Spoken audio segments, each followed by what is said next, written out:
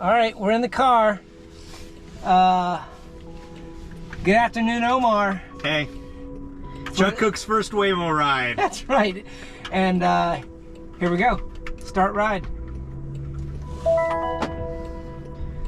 So, your first time in a driverless car, how does it feel? That was a good aggressive, you used a nice jerk curve to get off there. That was confident. I mean, it obviously took a little bit for it to get to us, but that was interesting just to watch how it actually tried to get to us. Oh, please buckle your seatbelt. Mine's buckled. Oh, really? Yeah. Please buckle your seatbelt. Is it Everyone is buckled. So rider support may call the car. Oh, shit. We're in trouble now. I'm buckled. Oh, yeah, I'm buckled. I don't know. The driver's buckled.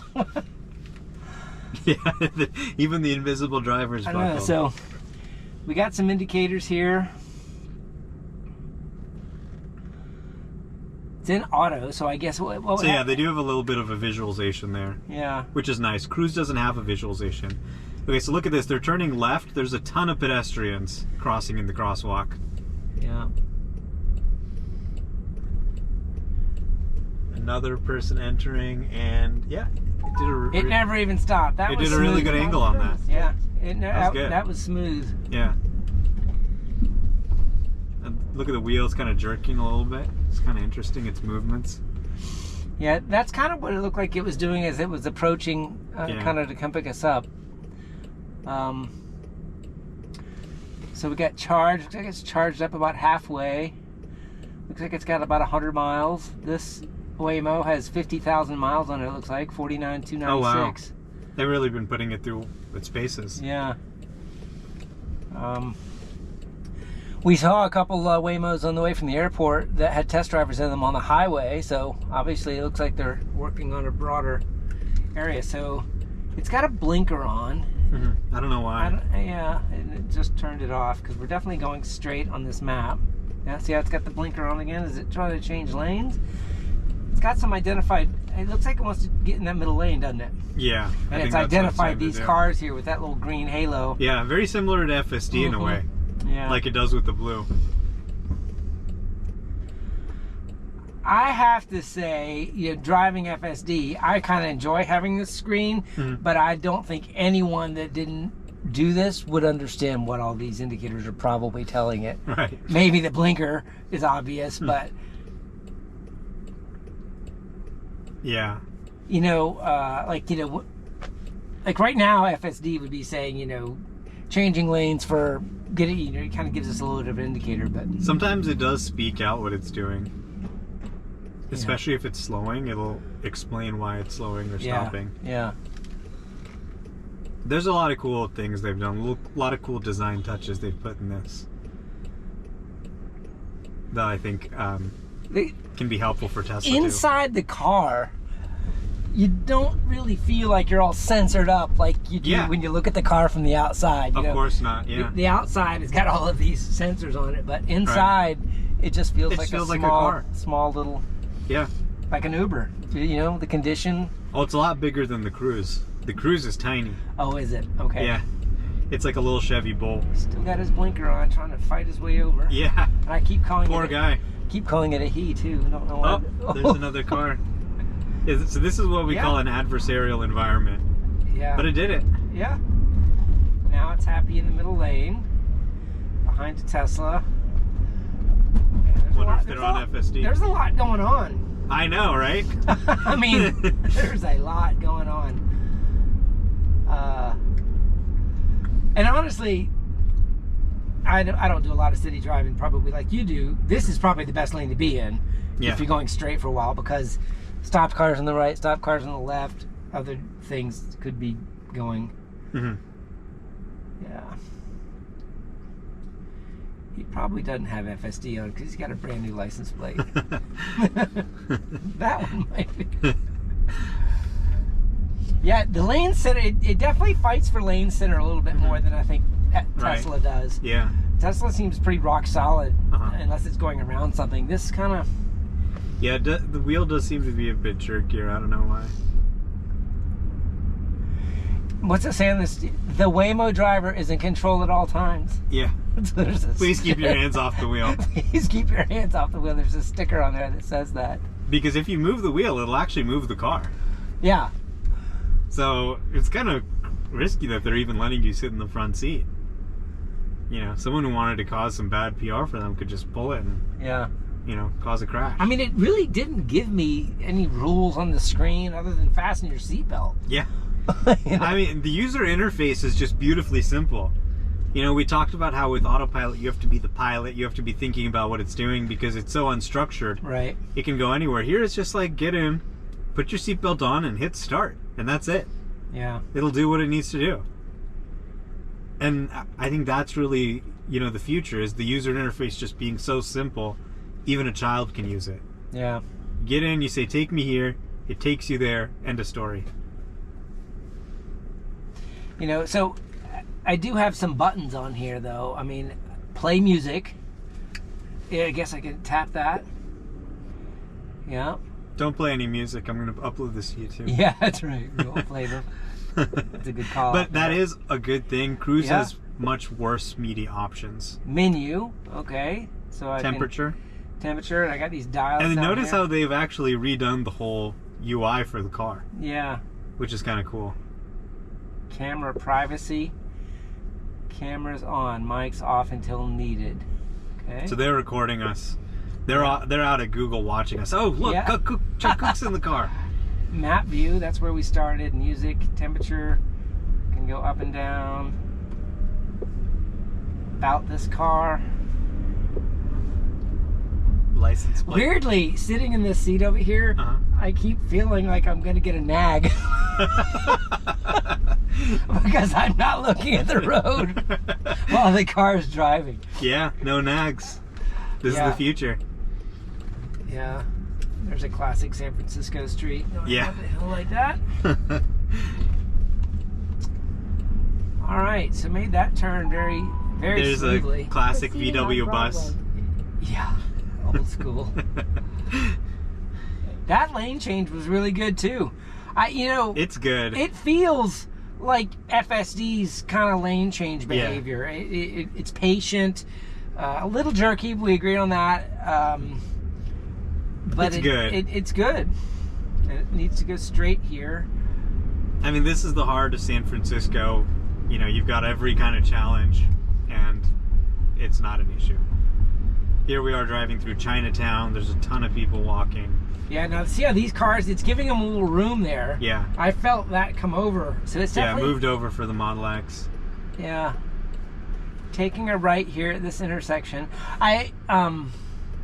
I feel like I want more of a map view than the next turn. Like, I don't know. Right. I know it's 5 minutes. No, I totally agree. It doesn't let you really see more of the map, just kind of what's right ahead of you. Yeah. I really want to see, like, the trip overview. Does your phone have the whole overview? So you could, like in the app, you could probably look at it like in an Uber, I bet. Yeah. The app's just like the Uber app. You know, pretty much every functionality the Uber app has, they've implemented too. All right, so we got pedestrians. It's got its blinker on. And a stop truck. Oh, and a stop truck. Intersection to clear. Oh, did you hear that? Waiting for intersection to clear. But it's not going to wait. That's another thing Look Tesla. At that. That's impressive. That's another thing Tesla could learn too. Is just the little voice explanations of what it's doing. That gives people so much more. So, I think clarity. That was smoother than the Tesla would have done that. The Tesla would have could have done it. Might have folded its mirrors, but it would have been much more cautious, I think, going into that gap. What do you think? Do you think Tesla would have gone straight through that? I think the Tesla could have done it too, but I agree it was very smooth and impressive. Tesla totally could have done it. I felt like it would have it's I wouldn't bet on the Tesla being able to do it. Yeah. But it was impressive. It was smooth. I couldn't have done it better myself, to be honest. I'm just in my head thinking, does that level of precision or certainty come from some of these other sensors that it has? And it's just like, well, it didn't even blink because it knew exactly how many centimeters it is, whereas vision has a probability to it that you can see when you, like when I was watching your car, the wave of the Tesla vision measurements happening, but the confidence goes up as it approaches. Yeah, I mean, in my experience driving with Hardware 3, it can do some of those insane precision Waiting maneuvers for too. intersection to clear. So I'm sure LiDAR does have some benefit, but Yeah. even with the vision system, it can pull off some of these crazy urban moves too. Yeah. Right, so look at this. Yeah. Guy Jet ran out walker there. into the street. Didn't even, it just Yeah. slowed. And not too abruptly, just perfect. Yeah, I'm And see, definitely. there's another Waymo. They're all over the city, driverless. Where's the other Waymo? Get It just passed Oh, in it front did. of us. I definitely wasn't making a case that you need LiDAR. I was just trying to say, why did it feel smoother in that exact situation? It could have just been software going through that tiny little gap. And it even said it was going to wait, but it didn't. Didn't it say? It said like waiting. Yeah. Yeah. Waiting for intersection to clear. I mean, to be honest, 11472 on hardware 3, Yeah. damn smooth too. Hey, look, another Waymo, driverless. So there's like all kinds of Waymos. This is like, you know, when I talk Yeah. to people on X and stuff, and they're like, well, when driverless happens, it's like, driverless has happened here. Yeah. It's not everywhere, of course. I know Yeah. in San Francisco it's different. Maybe the voice command turned it off or something. There you go, going around a stopped car. But yeah, you know, people say, oh, when driverless is here, but I'm Yeah. using it all the time, day and Yeah. night. In my car, I have FSD. I'm barely using any human driving anymore. Is this plugged in? Yeah. It's not getting juice. That's what it is. Oh, really? Yeah. Maybe Waymo's not giving you enough power. Good. I'm still at like 20%. I think we're gonna make this. Well, then we got to go back too. Yeah. This is. I can give you some power from my phone. Yeah. My iPhone has USB-C. It can charge your camera. I've got that battery in my pocket too. At 3 minutes, and Proceeding on Lombard Street. we're getting Lombard Street, are we? Oh, no, I don't think so. Oh. That would be something. I should try and get it to go down there, What actually. did it just say? I mean, I thought Well, it just- Lombard Street is a big street. Oh, okay. It's not just that one part. Okay, yeah. But if we continued going that way, yeah, that might be a good test. I haven't tried it since they expanded the service area. That would be a good test. I bet it. I mean, these guys have been at it for 14 years. Yeah. Like, this thing, you know, and cruise is just a different experience. It's a lot sketchier. Yeah. But Waymo, you know, it just does it. Extremely Almost there. challenging Don't forget scenarios, your belongings. like it's nothing. Almost there. So we told it to When you're come ready to be here, picked up, just use the app. If and then you like told it to go to another please take your destination, right? So is it going to keep We may going, or swap what did you cars tell it? during a stop. Didn't you do like? It was just point to point, or did you do 3 points? Yeah, I did come here to the top Yeah. of this tower, and Yeah. then take us back. So what's it going to do? Is it going to just switch modes and say, "Are you ready to go"? It said we may switch cars. Oh. Oh, oh, oh. See, there you go. Real city driving. Well, Why the hell are they sending buses up here? I don't know. But, I mean, I guess this is a tourist spot. that was kind of crazy with the rocks. Pedestrian coming out. You see, yeah, you can take a picture. She just asked if she could take a picture of us while she stands in front of the car, so we're not going anywhere. You get that a lot. People, you know, tourists and stuff especially, they do look, they want to take a picture. Yeah. They point, they go, look, no driver. No driver. Yeah, so it really is, you We're know. definitely getting a lot of Find a looks. spot to Yeah. pull over. So, yeah, I think this is a stop, and then we can get out and then continue, but I'll just tell it to continue. Yeah. Look to your right. There's the Bay Bridge. Oh yeah, Nice view. that's awesome. Well, interesting. It didn't use Look the at the spot. whole roundabout. See, this is really what You're here. yeah. Please make sure it's clear before exiting. what sets To them begin apart your is ride, their press HD the map. Start Ride button in your app. And it's not even like the visualization. Yeah. It's just the map. You know, so it's not even coming from the perception system. It just knows what everything looks like. So I think that's really what sets them apart That and what was allows them to do this. Oh, I didn't tell it to resume. I You did. do- Oh, you did on the app. Yeah. Cool. So here we go. We got a roundabout. If you could even call it that. It's more just like a circle.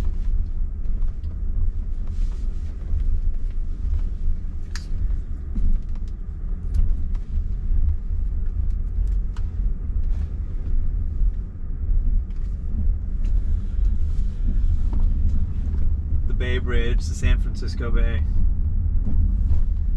All right, so now we're going down this hill.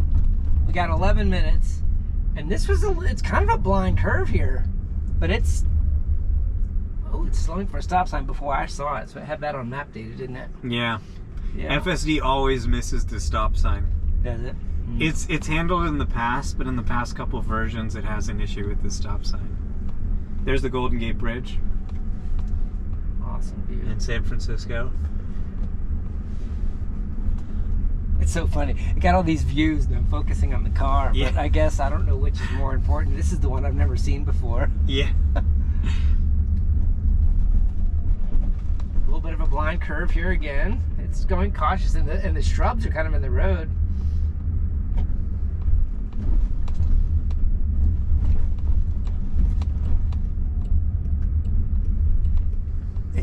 I heard a blinker, so it had a just like the Tesla does on these curves. That's interesting. There's a lot of similarities between Yeah. how the Tesla drives and how it drives. Yeah, that was interesting. You know how it did Proceeding on Lombard Street.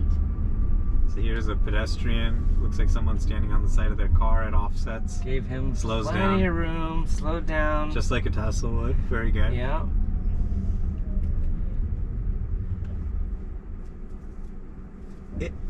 It's basically a scaling problem now. Scaling self-driving. Yeah.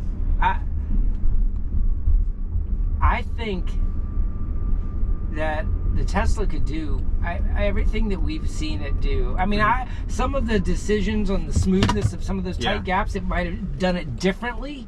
Yeah. But I don't see any difference right now Yeah. of anything that this thing was like, oh yeah, it's got this.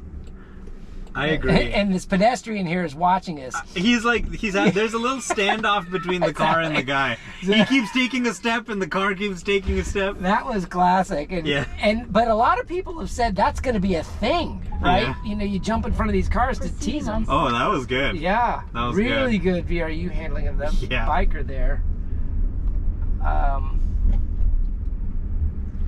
Yeah, I think it would be possible to actually build a general purpose system that works a lot like this and doesn't have any boundaries.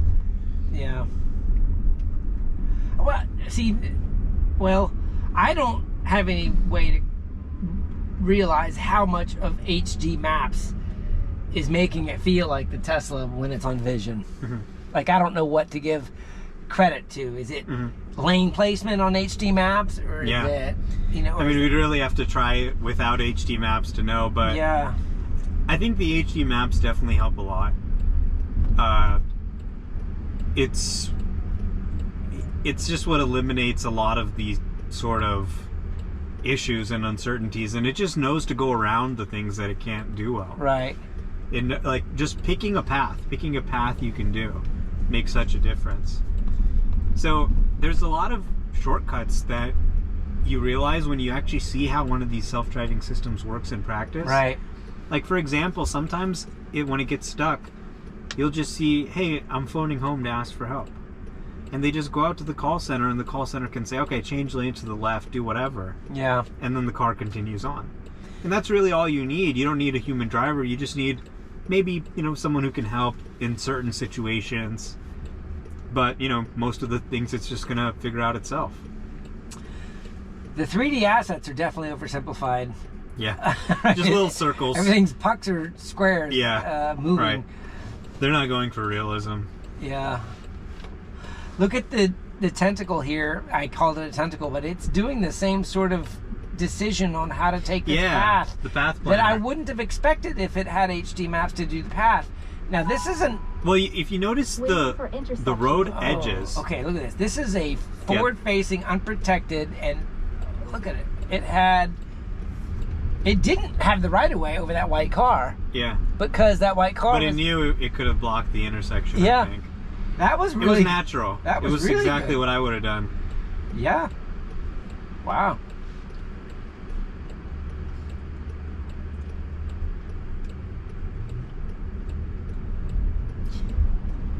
So I just want to say big thanks to Waymo for giving me access. It's not available to everybody. Do you have any idea how many people have access to it? probably several thousand people. Proceeding on at Stockton least. Street. Oh. Okay, what's it doing? Oh, it got a red light after it was in the intersection, but we're not quite in the intersection. It's a little bit into the intersection, but cars still have room to go. So it's not too much of an issue. That was interesting, though. But the hard braking was a little interesting, but Yeah. I think it did the right thing. Yeah. That's going to happen. It's not going to be perfect. Yeah. But what I've realized is the key is error correction. Waiting for Errors intersection may to inevitably clear. happen because of the limitations of the software. But if you can identify and correct them quickly, then it's okay. Yeah.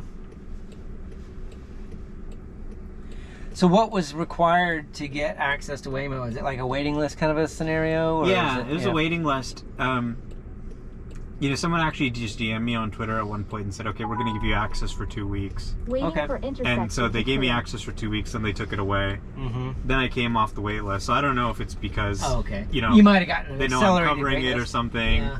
But whatever the reason is, I'm thankful. Lots of pedestrians here. Yeah, no, this is amazing.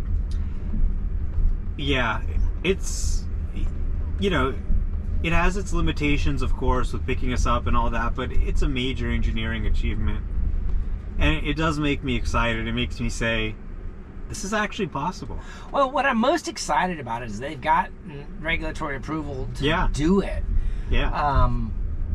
Which really makes me think a lot more about what we can do in a small scale to perfect it. Just like we've talked about on several different scenarios, we know Tesla. Hey, look at this. So the bus is going over the line a little bit. And there was a Tesla.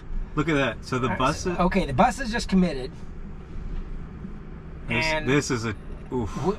Oh, Okay, baby. we need to stop. Oh, baby. This is still... Oh, my God. And the car... Oh. Oh, my God. The car is still proceeding with confidence, slowly. It didn't hit anything.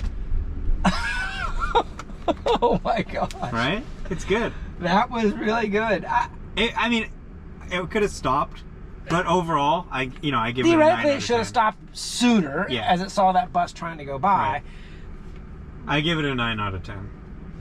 Yeah. I couldn't have asked for anything more. The bus driver was probably annoyed that the car... He's like, oh, God, one of these driverless cars again. I'm sure all the time. As if being a bus driver in this crazy city wasn't bad enough. Now they add driverless cars into the mix. Can you imagine? I cannot even imagine. But yeah, I think the regulators at the end of the day, if the technology works and if it's safe, they're not going to stand in the way. And I think they've done a good job at managing the risks and putting out something good here. Do you think there's any chance that any of these scenarios have had human intervention? Would we know? Yeah, it tells you. Okay. So, it's very obvious. It'll stop and it'll display a message on the screen. That somebody remotely is controlling it? Okay. Yeah, so as far as I'm aware, there hasn't been any remote input or help. The confidence in that last maneuver and with the way it went around that other one, both felt... I think LiDAR... more aggressive than Tesla. I felt Tesla would have just waited. It had just stopped and waited.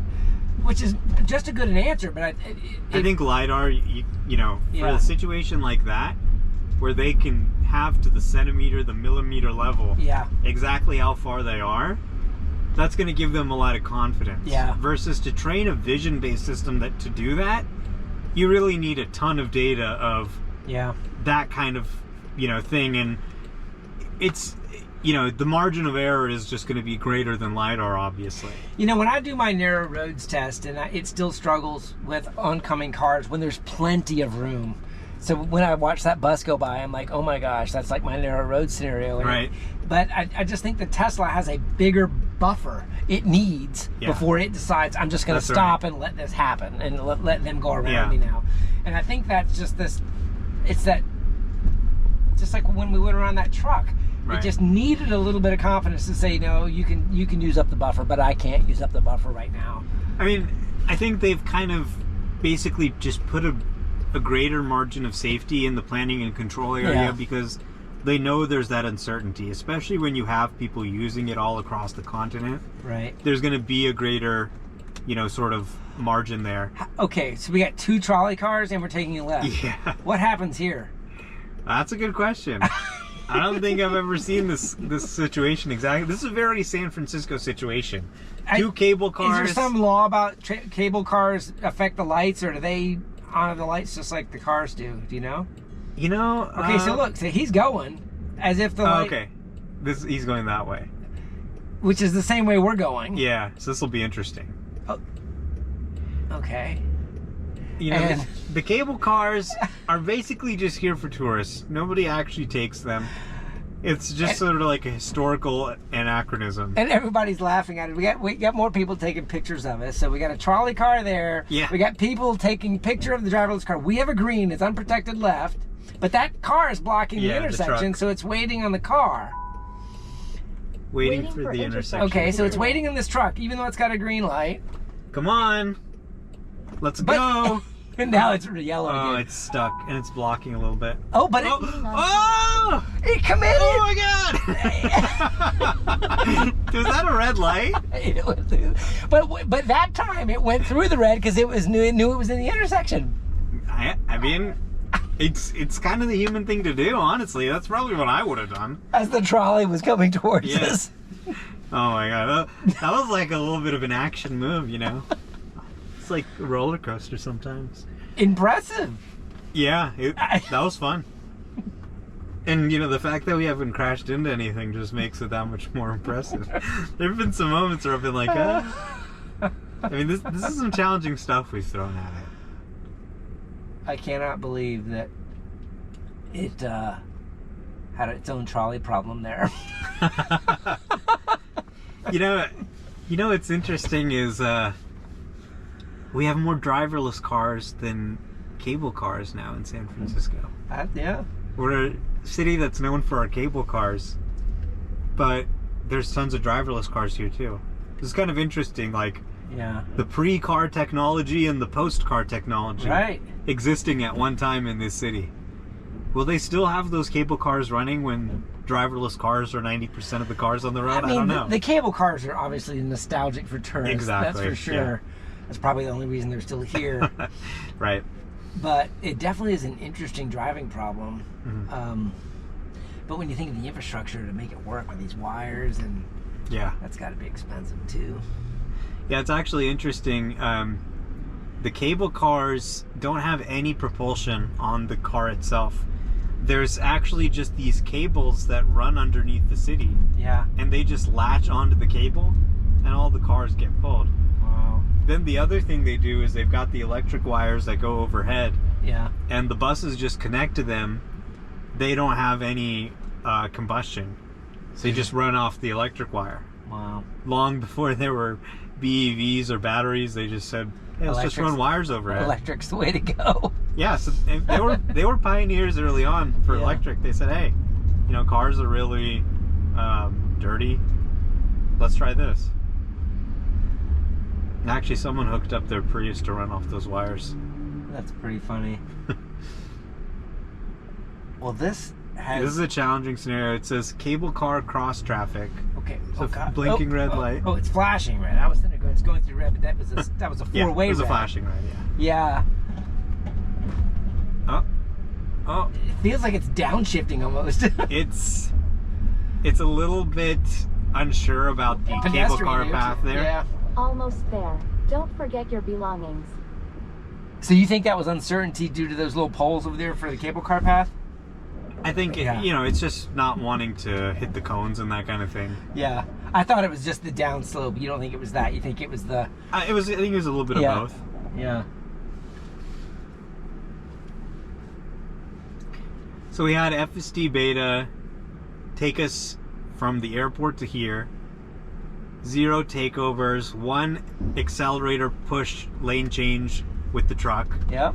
And then we had Waymo run through an obstacle course. Oh my gosh. Driverlessly. Yeah. Driverless. So it's been quite the autonomy day. Holy smokes. And we played Grand Theft Auto. In the car. The state of self-driving in 2023 is looking pretty good, I think. Yeah, this has been... The driverless Waymo is fascinating just because I really wanted to feel the differences with HD maps and LiDAR and what that contributed. And I honestly can't say it contributed a whole lot other than a little bit of confidence in very tight scenarios that I felt the Tesla would have just waited for more room to happen. That was the only difference I noticed. The arcs maybe were a little smoother on some of the really large turn radiuses. I think it's generally just sort of more refined and more geared towards this area. Yeah. But really, like, I had the same thought too. The first time I took a Waymo in several years ago, the first time I did, I said, well, I wonder if it's just going to be so much better. And it's going to be so apparent with the LiDAR and HD maps that, okay, this is really a leap ahead. Oh, but this is where it's going to pull over? Oh, yeah, I guess so. But it, you know, it really is pretty similar to what you experience in. What do you think? We're here. We did it. Good job, Waymo. I give it a 10 out of 10. I do too. We got here safe and sound and got to see it all. Hope you guys enjoyed that.